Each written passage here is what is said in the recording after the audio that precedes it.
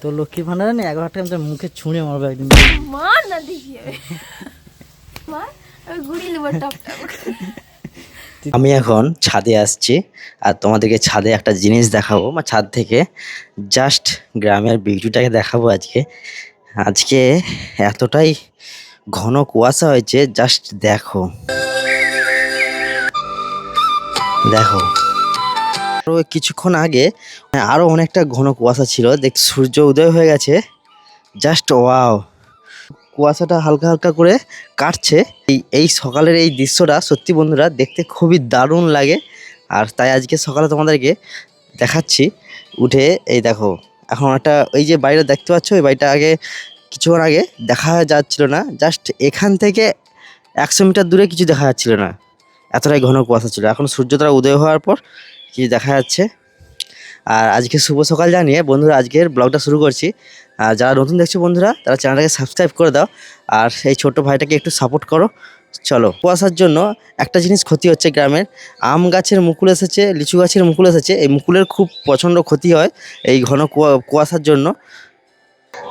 আর কিছু দিন বাকি, রাধা কৃষ্ণের পুজো, তার প্রস্তুতি কেমন হচ্ছে চলো তোমাদেরকে দেখাবো। চলো তোমাদেরকে দেখাবো কেমন রাধা কৃষ্ণের প্রস্তুতি চলছে। এই দেখো আমাদের ঘরের বাইরে স্টেজ হয়েছে। তোমাদেরকে আগের বছর আমি দেখিয়েছিলাম কি কি আমাদের অনুষ্ঠান হয়, কি কি হচ্ছে।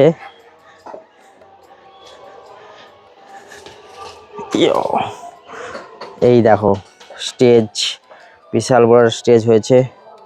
এইদিকে দেখো চলছে প্যান্ডেলের প্রস্তুতি।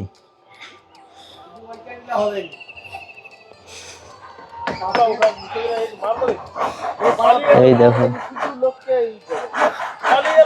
আমাদের প্যান্ডেল হচ্ছে এখন পলন্দা বেলতলা মিলন সংঘ, এটা আমাদের ক্লাব। এখানে প্রতি বছর দোল উৎসব হয়। এখন চলছে প্যান্ডেলের কাজ, রাধাকৃষ্ণের পুজো হবে, নারায়ণের পুজো তোমার সাথে শেয়ার করবো। আর কী কী অনুষ্ঠান আছে তোমাদের সব কিছু শেয়ার করবো। 3-4 দিন পর আমাদের অনুষ্ঠান শুরু হবে। এই হচ্ছে বিশাল বড় স্টেজ।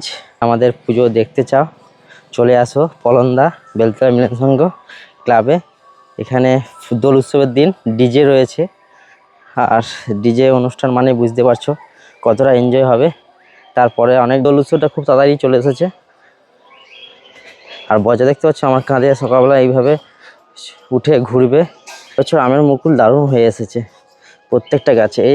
আর এই গাছটা হচ্ছে খাট্টা মিঠা, মানে টক মিষ্টি গাছ, কাঁচা কাঁচা। এই যে বজাকে কাঁধে নিয়ে ঘুরছি।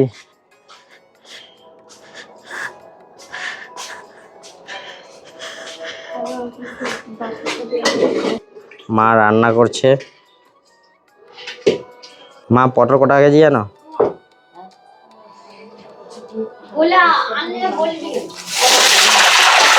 ওরে বাবা, কি রান্না করছো? তেলে জল ঢেলে দিচ্ছ। মা এখন রান্না করছে। এই সকাল থেকে মা উঠে আয়োজন শুরু করে দিয়েছে। আজকে আয়োজনে রয়েছে পটল আলু কষা, আর কি হয় শুক্তো নিমরসা।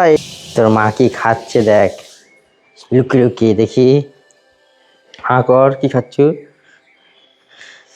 ইয়ো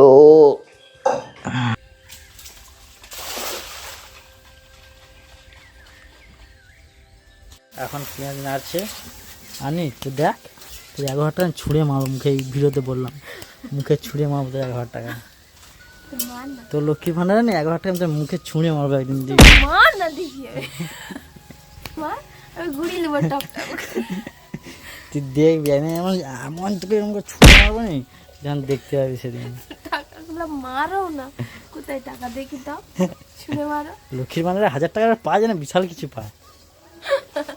তুমি তো পাওনি, ওই জন্য অন করছো। বন্ধুরা লক্ষ্মীর ভান্ডারে 1,500 গরম দেখতে পাচ্ছ, আর সেই গরমে আজকে আমাদের কাঠের উনুনে রান্না করব।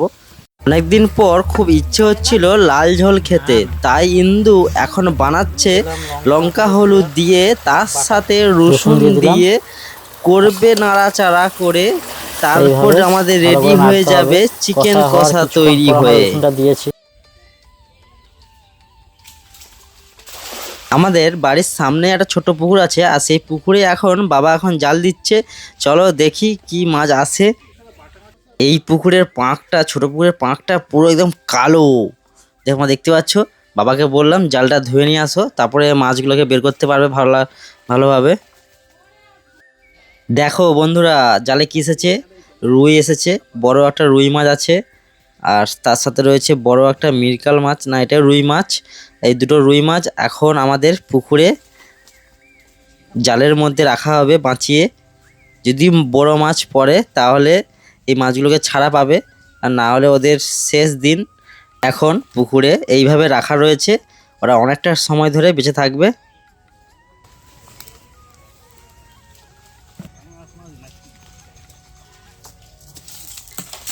চলো আবার দেখি কি মাছ পড়ে। আর বাবা কিন্তু খুব ভালো জাল দেয় পুকুরে, আমি অতটা ভালো পারি না। যারা নতুন দেখছো বন্ধুরা, তারা প্লিজ চ্যানেলটাকে সাবস্ক্রাইব করে পাশে থাকো। চলো আমরা দেখি এই জালে কি মাছ আসে। সত্যি বন্ধুরা, মাছ খেতে আমার খুব একটা ভালো লাগে না, কিন্তু মাছ ধরতে ভাই সেই লেভেল লাগে। যাদের গ্রামের বাড়ি পুকুরে যারা মাছ ধরে তারা জানবে মাছ ধরতে কতটা মজা হয়। দেখো বন্ধুরা, জালে কত ধরনের মাছ এসেছে। দেখো পাঙাশ মাছ এসেছে, রুই, মিরকাল, আবার সেই সব রকমের মাছ এসেছে। পাঙাশ মাছটা খুবই ছোট, তাই বাবা এখন পাঙাশ মাছটাকে ছেড়ে দেবে। গ্রামে যাদের বাড়ি তাদের এই ধান সিদ্ধ করা বা এইসব জিনিস দেখাতে অনেকের হয়তো ভালো লাগে না, কিন্তু আমি তোমাদের সাথে শেয়ার করছি। আমাদের বাড়ির যত ধান রয়েছে এই বসন্তকাল আর নয় গরম নয় ঠান্ডাতে, বড়মা এখন আমাদের বাড়ির যত রকম ধান রয়েছে সব ভাতের ধান, মুড়ির ধান, সব ধান এখন সিদ্ধ করে নিচ্ছে। কারণ গরমের সময় ধান সিদ্ধ করতে পারে না, আর এই সময় নয় ঠান্ডা নয় গরম, ধানটা শুকনোও খুব ভালো হয়। মাছ ধরার ভিডিও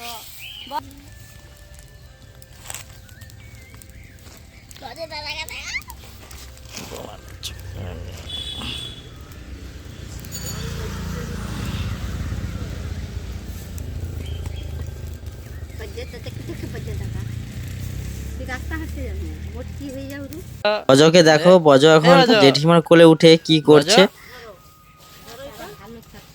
বন্ধুরা, এইদিকে মা যে ধানটা সিদ্ধ করছে, সেই সিদ্ধ ধানগুলোকে বস্তা করছে, বস্তায় করে জলে ফেলা হবে, তারপরে আবার সিদ্ধ হবে।